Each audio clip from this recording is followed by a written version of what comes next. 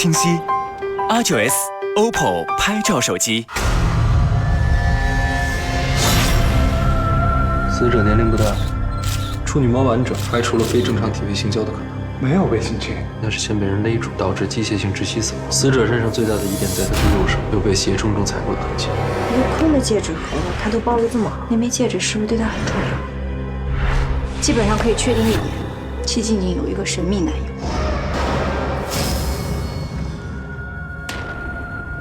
死者怎么又少了一颗后槽牙？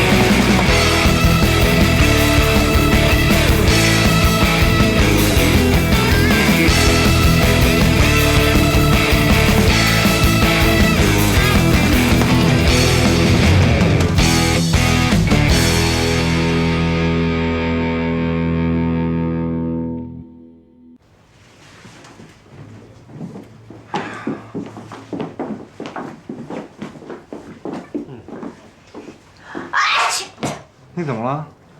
这里边是开过冷气吗？你怎么知道？因为开冷气跟开暖气的味道是不一样的。确实，警察来的时候发现空调是开着的。这也没到开冷气的季节吧？你鼻子还真灵啊！啊，对了，我们在这边发现了一个与戚静静同款的戒指盒，所以你们的猜测应该是对的。孙凯就是戚静静的神秘男友，而且据我们了解，他们俩在一起同居了很长一段时间，后来不知道为什么分手了。但是在1个月前左右，他们俩的联系又变得频繁了。发现了什么有价值的指纹吗？在很多物体上面都看到了戚静静的指纹。我们还是看看尸体有什么能告诉我们吧。好，这边。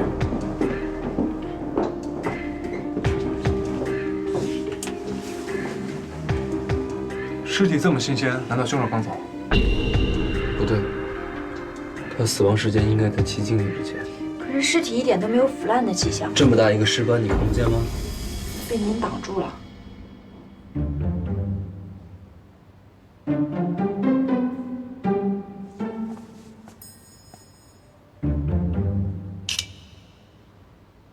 那你是怎么判断死亡时间的？很简单，死者被泡在浴缸里，这是为了误导我们。死者死亡之后是被泡在冷水里，而非热水，因为如果他泡在热水里面的话，泡在水里面的皮肤会呈现出淡红褐色，而暴露在外的皮肤是苍白色，但他的身上并没有这一道分界线。凶手把他泡在冷水里，又开了冷气，所以没有那么大的尸臭味，但同时给我们判断死亡时间也造成了困难。那你又是怎么判断他是死于戚静静之前的呢？戚静静的死亡时间最多只有32个小时，而对于她来说，要在这样的环境下形成这么严重的尸斑，最少需要36个小时。死者应该是被勒死的，作案工具是绳子，不过这个花纹有点奇怪。作案方式相似，起码我们有理由怀疑两起案件是同一个凶手所为。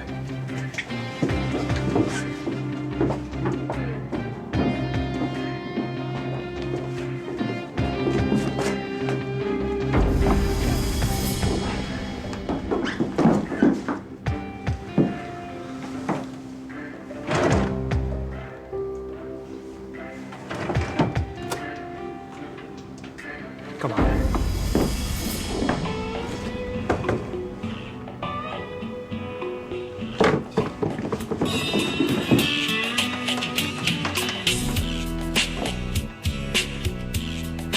马上把尸体带回解剖室，我们要立刻做尸检。好。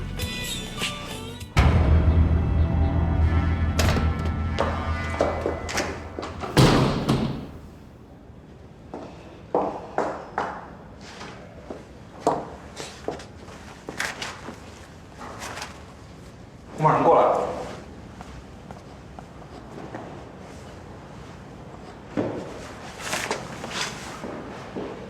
又被赶出来了。衣服白换了吧？要你管？不管，不管。啊，对了，我有新线索，想去吗？想去？不带你去。嘿，你贱！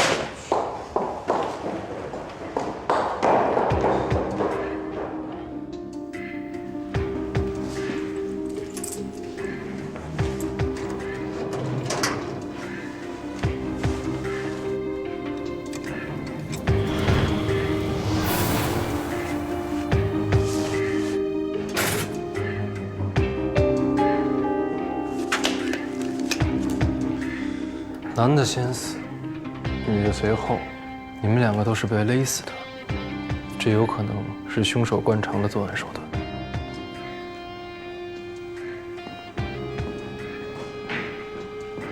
显而易见的是，凶手杀了你之后，在浴缸里装满了水，然后把尸体丢到浴缸里面，想伪造成你是泡澡的时候并发身亡。如果你真的是在洗澡的时候死的，现在已经2天了，在恒温浴缸的温水里面泡过的皮肤应该呈现出淡红褐色，而裸露在外的部分应该呈现苍白色。你的身体上没有这一道明显的分界线。从脖子上的痕迹来看，你是先被勒住，然后导致的窒息，但应该不是绳子。伤痕里面并没有粗绳摩擦留下的痕迹，没有纤维。可能是音响线。你看上去像是一个能打2拳的男人，但完全没有还手。你是被偷袭的，完全没有防备。你瞧不起那个杀你的人，也对，个子不高也不强壮。论单打独斗的话，他无论如何都不是你的对手，他还是冒着很大的风险要杀死你。男人的自尊除了金钱之外，还有就是，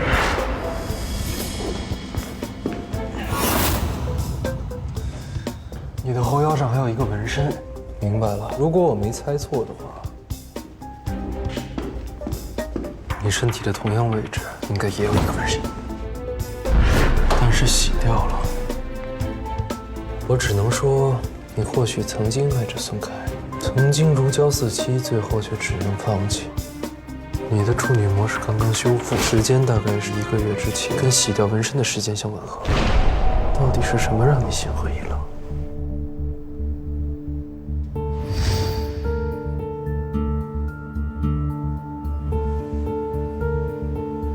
你的手上有最近还佩戴戒指的痕迹，但他的却没有。或许你只是一厢情愿，也许你曾经想要嫁给他，但他只是玩玩而已。你还是保留着这个戒指。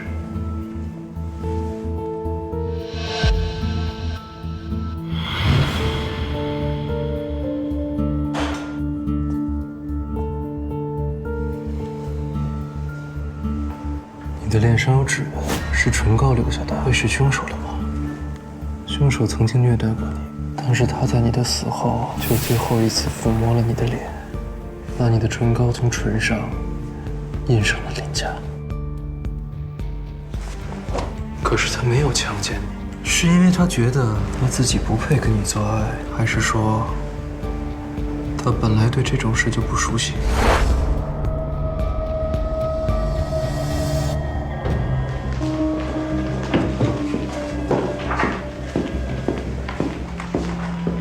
秦科长，刚才我们去了孙凯父母家，了解了一些情况。他们告诉我们，孙凯和戚静静本来是恋人关系，但是他们瞧不起戚静静的家境，觉得配不上自己的儿子，所以呢一直不支持2个人在一起。直到半年前，孙凯突然提出要跟戚静静结婚，老人们非常生气，而且以死相逼。孙凯很无奈，所以只好跟戚静静提出了分手。父母眼中的门当户对对你来说有真的这么重要吗？我把我第一次都给你了，你还想要怎样？那你现在要我怎么办？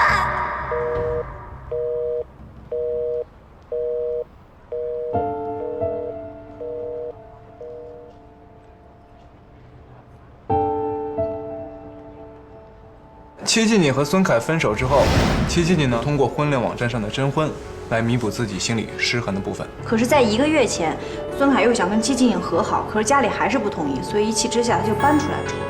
我们在社交网站的信息库里发现啊，在过去的6个月当中，七妓女与婚恋网站上的很多人都发生过接触，而且参加了一些线下的活动。你们看，他在过去的6个月内啊，经常发布这种征婚消息，时间确实和孙凯与亲锦分手的时间是一致的。他还特地把她是处女之身写在上面。对啊，这也太奇怪了吧！现在谁还 care 这件事儿？有了那个磨爱情就能保鲜吗？又不是保鲜膜。讽刺的是，我刚刚复检的时候发现她的处女膜是再造的。再造的处女膜，又特意的把自己处女之身标出来，会不会和他在婚恋网站上的交友对象有关系啊？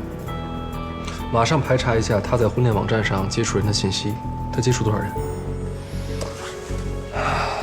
粗略估计，怎么有100号人吧？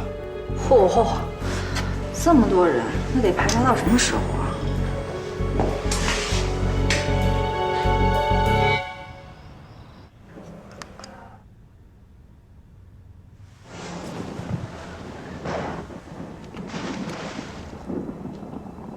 ？You see, something happened that night.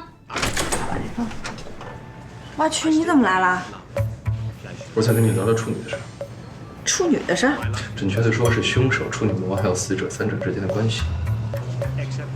案件的事请来说。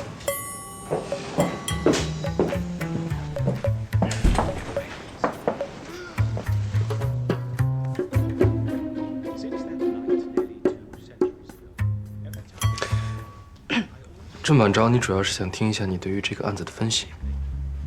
你不是一直对作案动机都不感兴趣的吗？但是这次有些地方我实在想不通，我需要你的意见。一个女人为什么要再造处女膜？这件事情很简单，原因只有一个，那就是她不是处女。所以呢，人的任何选择都是趋利避害的，这么做对戚青青来说有什么利益？这个问题呢，我不能马上回答你，但是我觉得对我们案件来说更重要的是，要先排查一下，在她的相亲过程中，到底有哪些男人会提出这样的要求。这就是我来找你的原因。作为我身边唯一一个有相亲经验的女性，你在相亲的过程中，有人跟你提过这样的要求吗？我认为这件事情你应该先问你自己，对于像你这样的一个怪咖，你会对你的女朋友提出这样的要求吗？这跟我有什么关系啊？那这跟我又有什么关系了？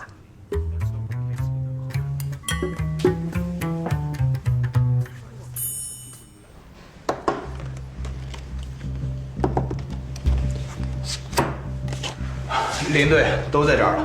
好，我们已经筛选出符合你们要求的相亲对象了，跟戚静静生前有过接触，身高大概在1.7米左右，有钱，要求对方是处女的，大概有这23个人。虽然范围已经很小了，但是因为人员分布较散，以我们现在的警力排查起来还是有难度的，怎么也得要48个小时。你还记得我之前让你解下来的绳结吗？把绳子解开，剪的时候避开绳结，绳结留下当物证。记得呀，那是一种很特殊的绳结，是一种登山用的固定结。如果我们在排查范围上再加上一条登山呢？小辉，查一查。是林队。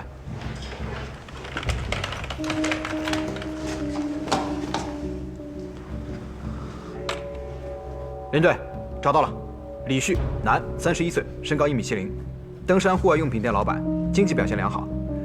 他的征婚要求第一句写着“处女”。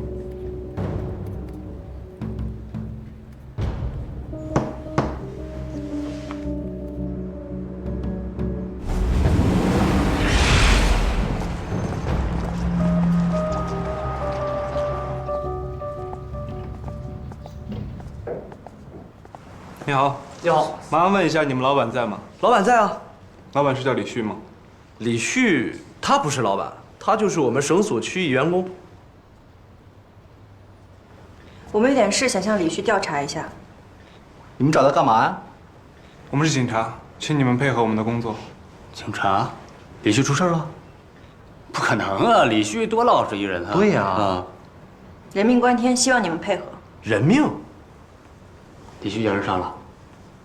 案件还在调查当中，不方便向你们透露。麻烦问一下，李旭最近有什么特殊的表现吗？没什么特殊表现啊，挺正常一个人啊。特别无聊一人，说起来倒是有点奇葩。哪方面奇葩？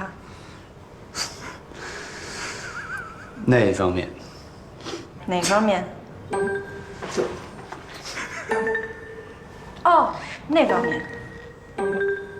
说说吧，怎么启发了？就比方说那天吧。来，李哥，我给你倒啊。好，谢谢啊。哥们儿跟他那是性向不合，兴趣不一致，出一个新的，立马需要壮阳了呗。晚上我还得交差呢。哦，我们去看电影，我就鼓起勇气把他一把抱在了怀里。哎呦，可以啊！后来呢？李哥，咱说说嫂子呗。听说你们快结婚了是吧？快我们讲讲，讲讲。没什么好说。别呀，哥，嫂子长那么漂亮。哥，你艳福不浅呐！能不能不要开这种玩笑？哎，赶紧吃，赶紧吃！一会儿咱们还有很多菜。哎，赶紧吃！这么瞎吃会得病的。我说李哥为什么这么洁身自好？原来是怕得病啊！你不觉得脏吗？来，你知道他被多少男人搞过吗？你碰的地方被多少人碰过？你吻的嘴唇都干过什么？跟这种女人睡，能心安理得吗？就他妈睡个觉，打个炮，没有爱情，跟撒泡尿一样。这么撒尿，我爽了。哥几个都干嘛呢？咱不就是聊聊天吗？反正我是找到了世上最纯洁的爱情。来，为纯洁的爱情干一杯！来，走！好呀！李旭他那方面也是有原因的。说说。听说他妈给他爸结结实实戴了顶绿帽子，他妈婚前就有一个相好了，生下李旭之后就跟人跑了。你说一家都是奇葩，能不这样吗？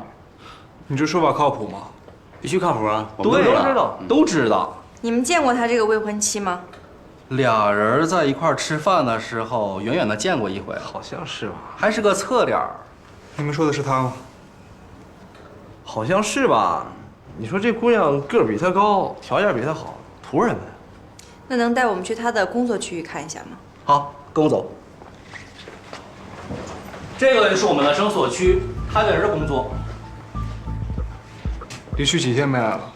得有5、6天了吧5、6天都没来，怎么没人反应？他请年假了。再说他请假之后也没人来买绳子，找他干嘛？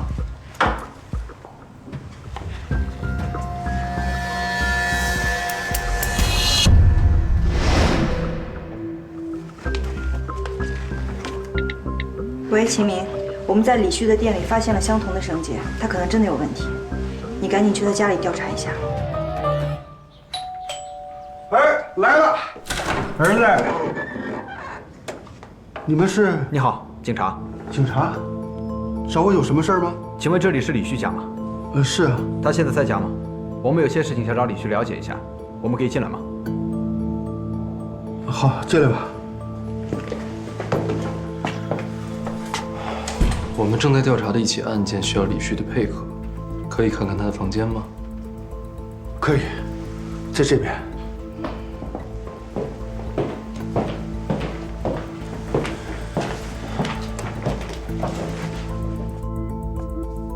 警察同志，我儿子怎么了？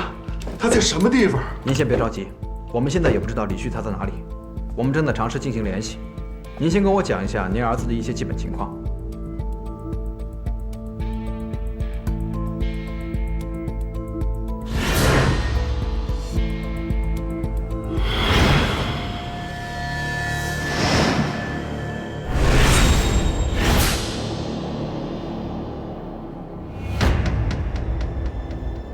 我儿子可乖了，自从他妈跟人跑了以后，他受到了很大的打击，经常被人家欺负，被人家打得鼻青脸肿的，就这样他回家都不敢说。你说，这样的孩子，他能出什么事儿啊？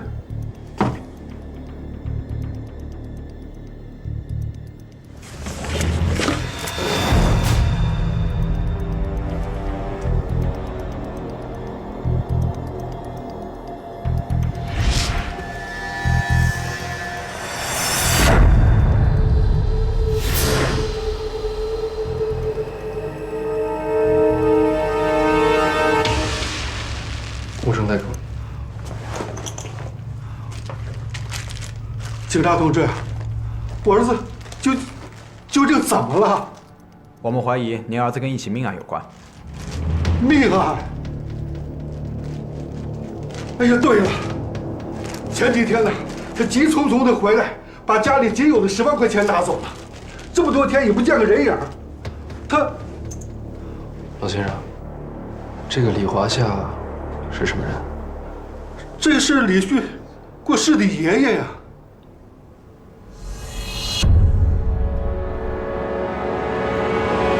这么看来，李旭和戚静静认识之后，对戚静静是处女这件事情他非常满意。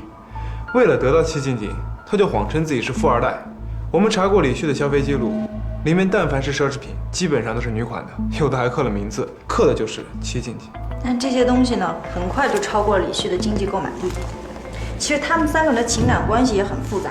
半年前呢，戚静静和孙凯正在交往，但是孙凯的父母并不同意，所以导致了他们的分手。分手之后的戚静静为了弥补心里的空缺呢，就在交友网站上结识了假装富二代的李旭。李旭对戚静静的处女身份非常满意，为戚静静花光了自己所有的积蓄。但是后来得知戚静静的处女身份是伪造的，与此同时又发现戚静静正在和孙凯还有来往，恼羞成怒的李旭就对2人痛下杀手。连队，指纹对比结果出来了，这个指纹就是李旭的。好，我去附近的旅店看一下。等等，可不可以先去扫黄打非那儿问问？为什么呀？一个人知道自己要死了，可能会把之前没做过的事情都做完。就当我给你打个赌，要是找到了，请我吃饭。擦干嘛？肯定要请吃饭。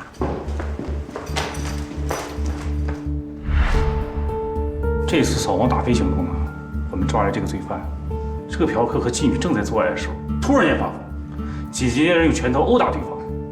我们给他抓来呢，他什么也不说，也不说他叫什么，很奇怪人。关了几天了？他已经被我们关押3天。进来后有什么反应吗？审问他时，他说女人都不靠谱，说妓女污染整个社会环境，紧接着就是胡说八道了。告诉齐明，犯人已经抓到了。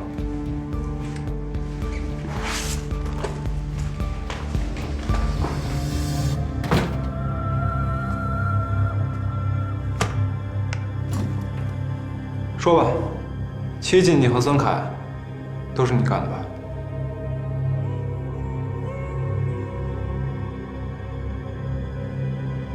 好，那我给你讲个故事吧。之前有这么一个男孩，在网上认识了一个姑娘，这姑娘号称自己是处女，男孩特别喜欢她，为她花光了自己所有的积蓄。后来才发现，原来这姑娘骗了他，她根本就不是什么处女，而且还跟已经分手的男朋友复合了。这个男孩一气之下杀了这姑娘和她男朋友，可是他忘了，因为他自己一直号称是富二代，姑娘根本就不知道他花光了这男孩的钱，也不知道这男孩爱的根本就不是他自己。他爱上的只是个处女，他以为的纯洁爱情不过是纯洁的身体，而这个富二代不过就是这对情侣中间的一个小三儿，一个一直活在欺骗当中的小三儿罢了。他妈放屁！谁小三儿？谁小三儿？谁小三儿？你他妈放屁！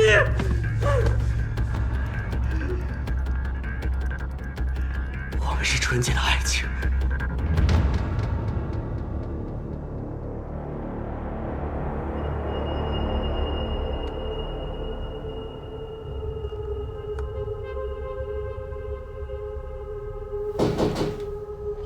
谁呀？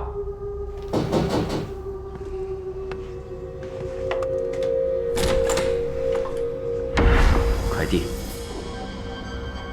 啊，来，你有笔吗？等一下啊。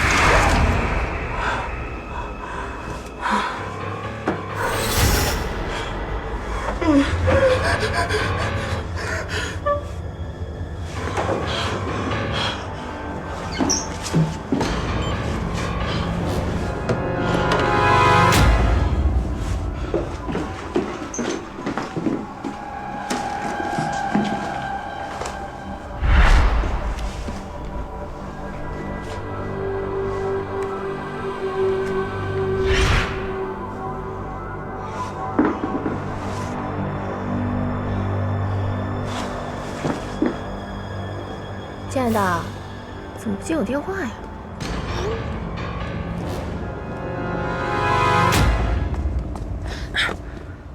怎么是你啊？我不想见到你。静静，我跟你已经分手了。静静，你听我说，我承认，我之前是伤害了你，对不起。你知道就好。从今天起，桥归桥，路归路。你这是干嘛？这是10万块钱，算是我对你的感谢，也算是我对我之前的行为感到抱歉。咱们再出去走走好吗？就当是告别。你放心，我以后绝对不会再骚扰你了。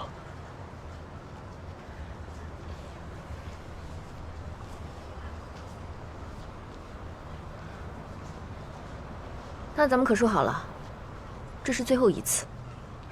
好，最后一次。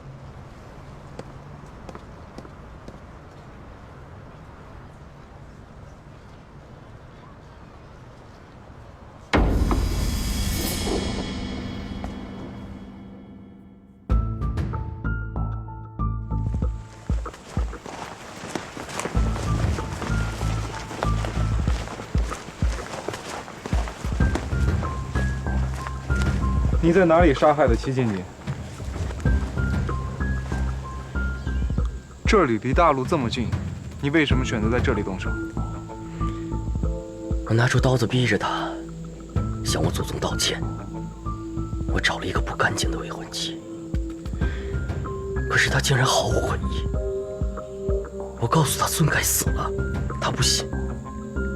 我把戒指拿了出来，他立刻就慌了。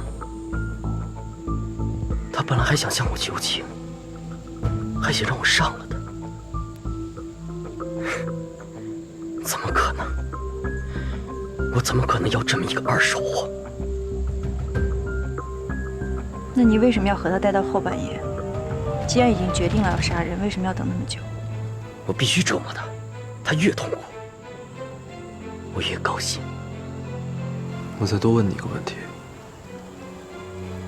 把死者的后槽牙拔掉，跟折磨他有关系吗？我原本以为我跟戚静静之间是爱情，但有个人告诉我，不是。那个人是谁？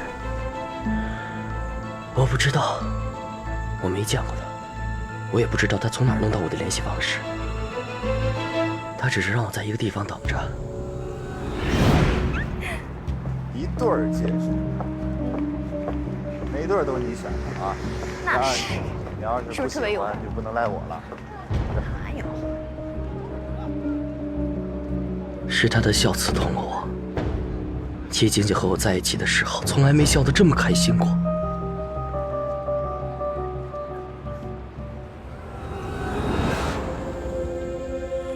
然后他就让你把死者的牙拔下来。对，这是回报。我这个人，答应别人的事情就肯定要做到。怎么样？没想到吧？像我这样的人，还挺讲原则的。你们的联系方式？他让我把后槽牙拔下来，放在尸体旁边。我照做了。现场搜寻了几天，并没有发现后槽牙。其实他不让我拔，我也会拔的。我恨那个女人，我不仅要拔了她的牙，还要喝了她的血，吃她的肉。你这么恨他，为什么最后还要给他放烟花？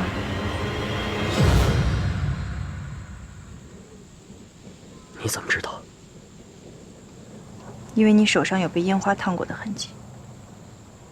我们翻过他的微博，知道他最喜欢的就是烟花。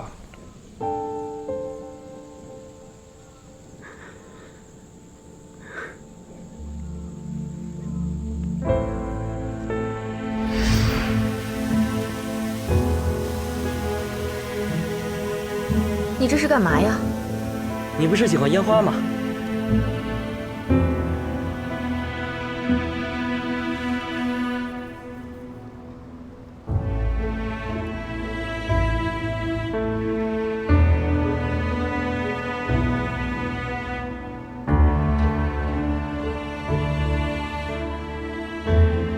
别走了吧，留下来。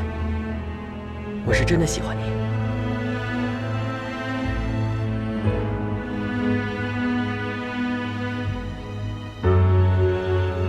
李旭，如果我不是处女的话，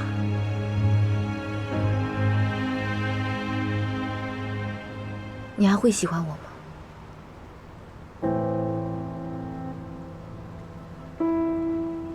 不是，你什么意思啊？我和你认识的时候，孙凯的父母并不赞成我跟孙凯在一起。他们觉得我跟孙凯门不当户不对，所以我们分手了。那个时候我就已经不是处女了，但是他现在选择离开他的父母，跟我在一起。我和你在一起，只是为了钱。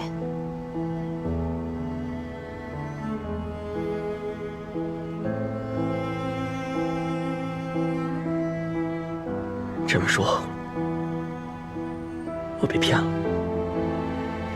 对不起，我骗了你。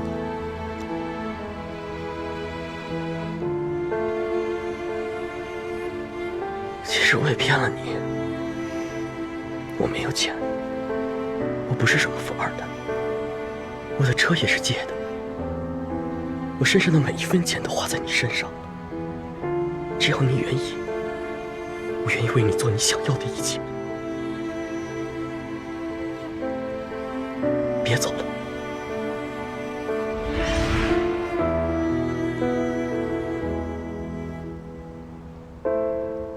你既给不了我想要的生活，又给不了我想要的爱情，我为什么要选择跟你在一起？请你尊重我的选择，送我回家吧。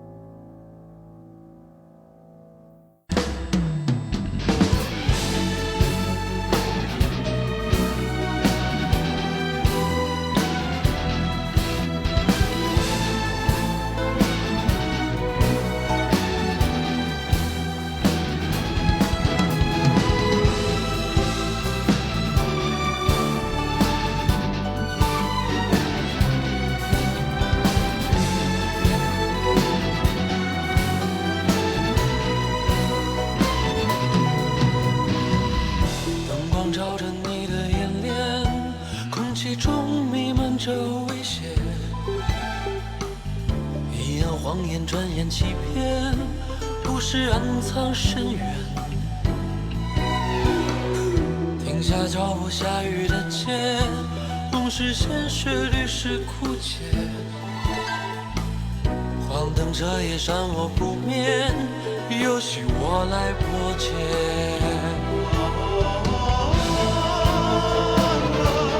不安的跳动间。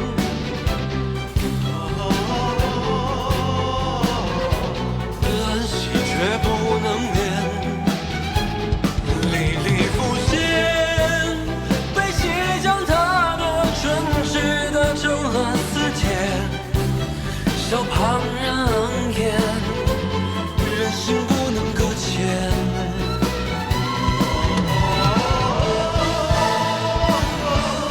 苍天日月可见。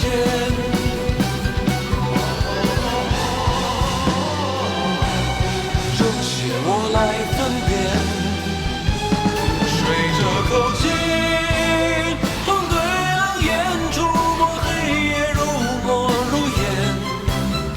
收起无还佛心。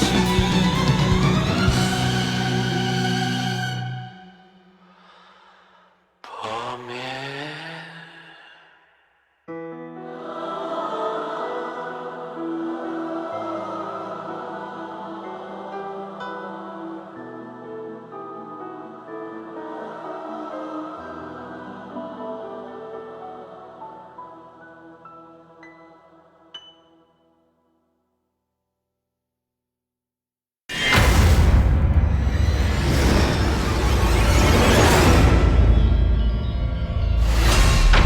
死者名叫桃子，24岁，是一个八卦记者。腹部有多条伤口，但是都不深。